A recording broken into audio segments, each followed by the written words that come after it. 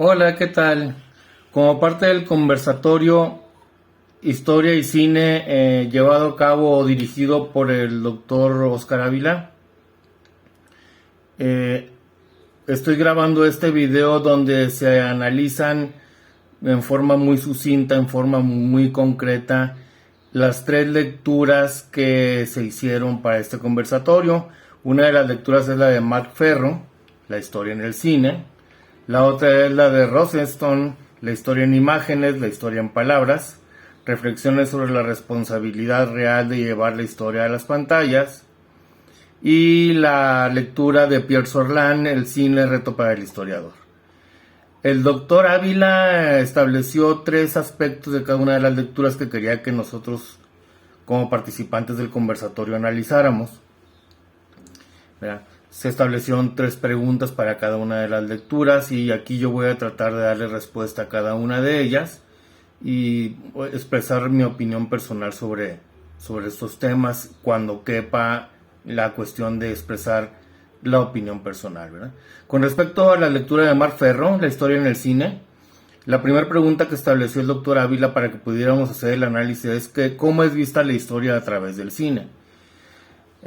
Yo trato de responder en ese sentido que la historia en el cine se volvió una fuerza, así como pudo serlo en el teatro con las obras de Shakespeare en el siglo XVII o en la novela con Dumas o Tolstoy en el siglo XIX, según lo que dice el mismo Mark Ferro.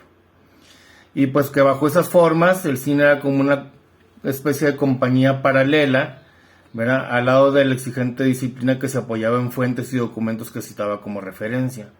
O sea, siempre en estos casos, tanto el teatro en el siglo XVII, el teatro clásico del siglo de oro, en el caso del teatro español, o en el caso del teatro de Shakespeare en el siglo XVII, así como la novela, sobre todo la novela romántica del siglo XIX, ¿verdad?, transmitía a la población, a los interesados en los temas, transmitía contenidos históricos, ¿no? Lo cual no significa que fueran 100% fieles o 100% apegados a la realidad.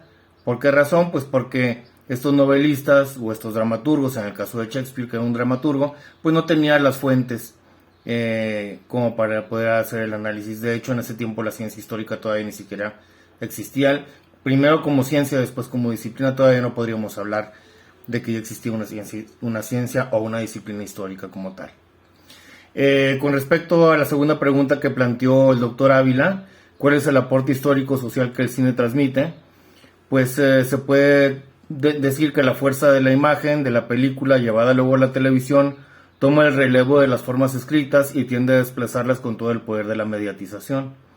Pues ¿por qué razón? Porque es mucho más atractiva la imagen, siempre es mucho más atractiva la imagen. Para cualquiera de nosotros siempre es más digerible, es más fácil de adentrarnos en una temática si lo vemos visualizada a través de una imagen, ¿verdad? Es un poquito más árido, es un poquito más difícil tal vez, a lo mejor por el mismo bagaje educativo que tenemos, adentrarnos a una temática cuando estamos haciendo lecturas, ¿no? Más bien es más fácil captar conocimiento, entre comillas, a través de las imágenes, ¿no? Y por otro lado, en la tercera pregunta que plantea el doctor Ávila, que dice que cómo es que el cine se distingue de otros discursos historiográficos, pues según lo que plantea Mark Ferro, la película o la novela, más que la historia de los historiadores, revela los lapsus y silencios sociales, el imaginario de la sociedad y el impacto de la historia sobre cada uno de nosotros, es lo que maneja o dice Mark Ferro, ¿verdad? ¿Por qué? Porque de alguna manera los productores, los directores, los cineastas en general, captan las inquietudes sociales del momento, ¿verdad? Y al captar las inquietudes sociales del momento tratan de transmitir o de llevar ese pensamiento, tratan de llevar ese sentir que está moviéndose en ese momento entre la población, entre la sociedad, tratan de llevarlo a la pantalla, ¿eh? Entonces esa sería la interpretación de lo que dice Mark Ferro, o mi interpretación personal de lo que mencionó Mark Ferro con respecto a este asunto. Pasemos ahora a la segunda lectura, la de Rosenstone, La historia en imágenes, la historia en palabras. También se plantean tres preguntas. En el caso de Rosenstone. La primera es, ¿se puede llevar realmente la historia al cine? Aquí sí yo hice un poquito más de aportaciones personales en base a lo que menciona Rosenstone. Yo digo que sí, que hasta cierto punto se puede llevar realmente la historia al cine en la medida en que se teje el argumento con base en las fuentes históricas.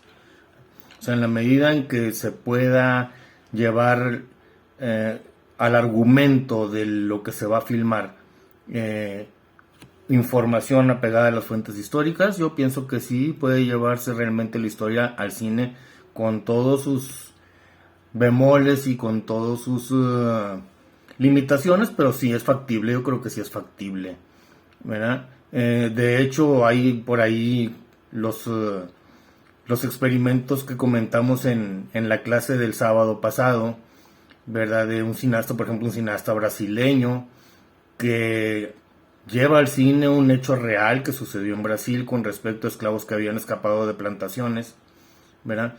Y hace una interpretación muy apegada a lo que realmente, según los especialistas, yo no he visto esa película, pero según los especialistas, según lo comenta de hecho también Rosenstone, se puede tomar como un modelo muy claro de cómo llevar la historia al cine de una manera muy fiel, que se constituya realmente en un documento, ¿verdad? Que le sirva al historiador o que le sirva al público interesado para adentrarse en temáticas, historias de una forma muy real, muy objetiva. La segunda pregunta que se planteó con respecto a la lectura de Rosenstone fue: ¿el cine se puede convertir en una fuente primaria para el historiador? Yo considero que sí, siempre y cuando lo estudiemos como un medio y no necesariamente con respecto a sus mensajes. Voy a explicar así brevemente qué me quiero referir con esto. Si yo estudio al cine como un medio, ¿verdad? O sea, como, digamos, como el empaque a través del cual se trata de transmitir algún contenido, o sea, eso sí me puede servir a mí como fuente primaria. ¿Cómo se hacía el cine, por ejemplo, en los 40s aquí en México, ¿no? ¿Cómo se filmaba? ¿Cuáles eran los avances técnicos que se tenían en los 30s, en los 40s aquí en México? Hablando del llamado cine de oro nacional, ¿verdad? De hecho, hasta cierto punto, cómo se manejaban también las temáticas. Por ejemplo, si había algún tipo de censura con respecto a ciertas escenas, que si se besaban en la pantalla, que si se utilizaba cierto tipo de lenguaje. Se puede ver incluso el control que podía tener la llamada Liga de la Decencia en aquellos años, en los 40s, en fin, ¿verdad? Pero verlo como tal, como una fuente primaria para el historiador, por ejemplo, yo como historiador, con todo respeto, no tomaría Vámonos con Pancho Villa como una fuente histórica para hacer un análisis. O sea, haría el análisis de la película, ¿verdad? En la película sí sería un sujeto de análisis y un sujeto de estudio de la película en sí, pero yo no estudiaría a Pancho Villa desde el punto de vista, o sea, yo no estudiaría la personalidad histórica de Pancho Villa o de Francisco Villa basándome en lo que refleja la película Vámonos con Pancho Villa, por poner un ejemplo de muchos que podría haber, ¿no? Vamos con la tercera pregunta con respecto a la lectura de Rosenstone, que nos dice aquí que si se puede utilizar el cine como herramienta para la historia. Pues yo considero que sí, que por supuesto que sí. De hecho, así como lo hacen ya los antropólogos, volvemos un poquito a lo que mencionábamos con respecto a la pregunta número 1 de la lectura de Rosenstone. Verá, que así como ya lo hacen los antropólogos, debe considerarse como la herramienta futuro para difundir el conocimiento histórico. Yo creo que el cine es una herramienta fundamental, va a ser una herramienta fundamental cada vez más para difundir el conocimiento histórico. Y bueno, pasemos ahora con la lectura de Pierre Sorlán, El cine, reto para el historiador. Y también aquí se plantearon 3 preguntas para poder analizar y poderlas discutir.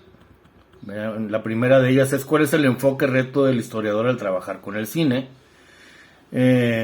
Resumiendo yo en base a lo que leí de Sorlán y más o menos agarrando pedacitos de aquí y de allá, pongo que considero que el reto consiste en que, no obstante la importancia de lo audiovisual a partir del surgimiento del cine, el historiador se decepciona rápidamente por la monotonía que les ofrece la imagen cinematográfica como fuente de información para la investigación histórica. O sea que aquí lo que tratamos de decir, lo que tratamos de reflejar es que muchas veces cuando el historiador quiere basarse mucho en el cine y empieza, sobre todo en los documentales antiguos, cuando revisa los documentales o los noticieros antiguos, ¿verdad? Se va a dar cuenta de que, pues a lo mejor en su contenido son muy entretenidos, pero en realidad eh, le deja muy poco, valga el término coloquial, le deja muy poca carnita que tomar, ¿verdad? Para poder trabajar con el cine como fuente de información. La pregunta número 2 con respecto a la lectura de Sorlán dice: ¿cuál es el impacto social que el cine tiene? Y como agente social, ¿cuál es el beneficio para la historia? Para el común de las personas, fue lo que yo respondí, que para el común de las personas la historia filmada tiene más impacto que la historia escrita. Definitivamente así lo es, para todos lo es, ¿verdad? Yo, por ejemplo, si veo la película de Gladiator, pues a lo mejor si yo estoy interesado en los últimos tiempos del Imperio Romano, yo me baso en la película de Gladiator en vez de escribir el libro que haya dado origen a esa filmación. O por ejemplo, si uno quiere saber cosas, a mí por ejemplo una película que me encantó mucho, que siempre me ha gustado, es El Último Emperador, ¿no? Yo estoy casi seguro, no lo sé, no lo conozco, que hay un libro en el que se basa la película El Último Emperador. Si bien es cierto que es una película larga, es una película interesantísima que a mí me absorbió, ¿no? Entonces, para el común de las personas, como yo y como muchos más, la historia filmada tiene más impacto que la historia escrita definitivamente, ¿no?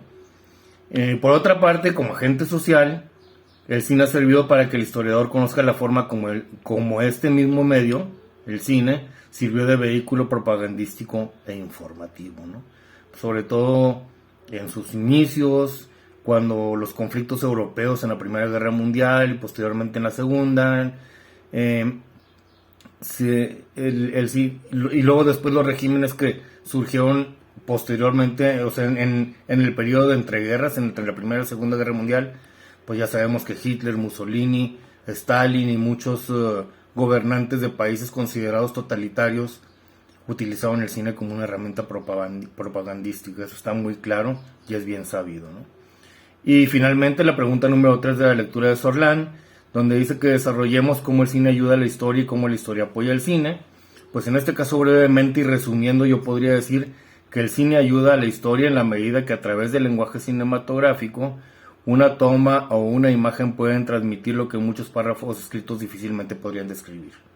O sea, la gran ventaja del cine es que con la imagen en 5 segundos se puede transmitir un mensaje que a lo mejor llevado a la página, llevado a la escritura, podría llevarse muchos párrafos, muchas páginas para poder describir una situación.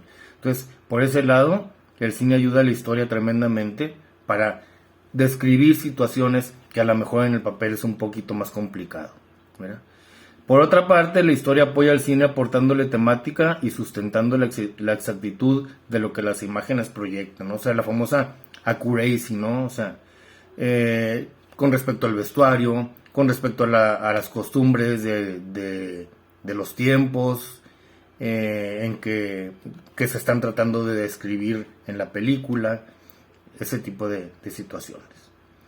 Y bueno, pues así de esta manera termino mi intervención con respecto al conversatorio, al conversatorio de Historia y Cine, dirigido por el doctor Oscar Ávila. Y bueno, pues esperemos que esta aportación sea de calidad y me despido. Muy buenas tardes.